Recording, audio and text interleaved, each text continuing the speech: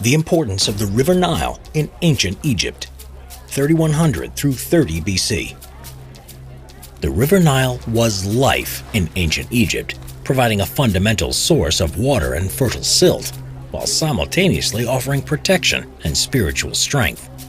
Ancient Egyptians monitored the Nile and regulated their daily and annual activities based on its waters.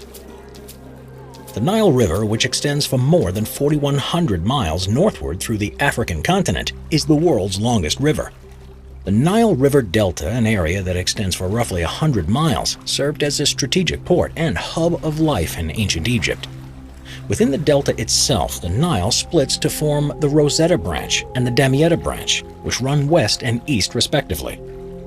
From as early as 8,000 to 6,000 BC, people began permanently settling in the Nile Valley. The regularity of the Nile's floods often brought nutrient-rich silt to areas along the river's banks, a valuable resource farmers used to grow grains like wheat and barley.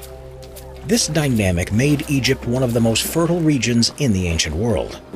By roughly 3500 BC, Egyptians began tracking the Nile using nilometers. Initially, nilometers were read on columns placed in the river to mark water levels, and priests would keep records. Later on, designs included stairs descending into the river itself. Similarly, observers noted the cycles of the Nile. The year was divided according to those cycles, with 3 distinct seasons. During Akhet, or inundation, the Nile flooded. Following this first season, the Peret, or growing season, then took place as the land emerged from the flood. Once the crops were ready, the Egyptians harvested during Shemu, the 3rd season in the ancient Egyptian calendar, when the water was short and the crops were harvested. Farming techniques in ancient Egypt involved manual labor, with the use of some draft animals to plow the land. Wheat was separated by winnowing, using a wooden scoop which was thrown in the air so the chaff was blown away, leaving the heavy seeds in the ground. Grain was used to make bread, porridge, and beer, all foodstuffs fundamental to sustaining life. Farmers also grew cotton, beans, flax, and papyrus. Egyptians began to irrigate with the waters from the Nile, extending the amount of land that could be used for agricultural production. By 3100 BC, canals and dams emerged to channel water throughout the valley. The development of shadoufs, a system of ropes, beams, and buckets to retrieve water from the Nile, allowed people to move water from one channel to another, or to transport water to fields further out. From shadoufs appearing from around 1700 BC to water wheels a millennia later, irrigation continued to expand throughout the Nile Valley. With greater understanding of the Nile came more informed and better coordinated trade practices. The Nile served as the primary transportation route through the region. Egyptians traded amongst themselves, with interaction between the upper and lower regions of Egypt long before unification in roughly 3150 BC. They also traded with Nubians to the south and were able to interact with various other societies by using the Nile. Because Egypt had plentiful supplies of grain, it was able to obtain wood, metal, and luxury items through exchange with Nubians to the south and contemporaries in locations like Mesopotamia, Greece, and Rome. Because the Nile was so important to life, agriculture, and production, Egyptians connected spirituality to its waters. A famine or less than fruitful harvest was associated with unhappy gods, their wrath, and a need to appease them. The most closely connected myth with the Nile was that of Osiris, Set, and Isis. Osiris was murdered by his brother, Set, because the latter was jealous of the former's power. By tricking Osiris into a coffin that he then threw into the Nile, Set killed his brother. Osiris's wife, Isis, undertook a search for her husband's body. She found him and left her sister Nephthys to guard the body from Set. Set inevitably found the body, cut it into pieces, and distributed those parts throughout Egypt.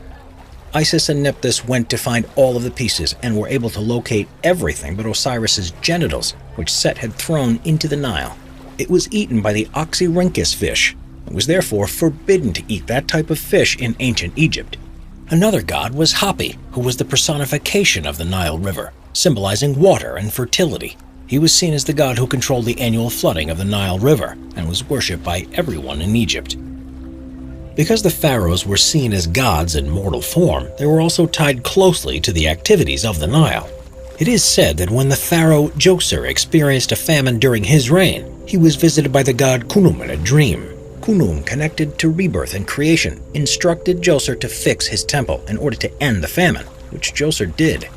As a result, Egypt returned to a state of fertility, and Djoser was heralded as a great king. Egyptians enjoyed protection thanks to the Nile. The Egyptian kingdoms raised many mud-brick forts along the Nile that enhanced the defensive capabilities of the kingdom against its southern neighbor, Nubia.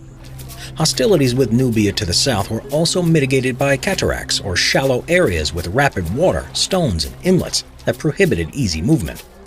As a thriving civilization, Egypt developed within a limited area around the Nile, protected by dry desert all around it. The arid land served as a deterrent to potential invaders and raiders. The Nile was also a source of recreation and fun.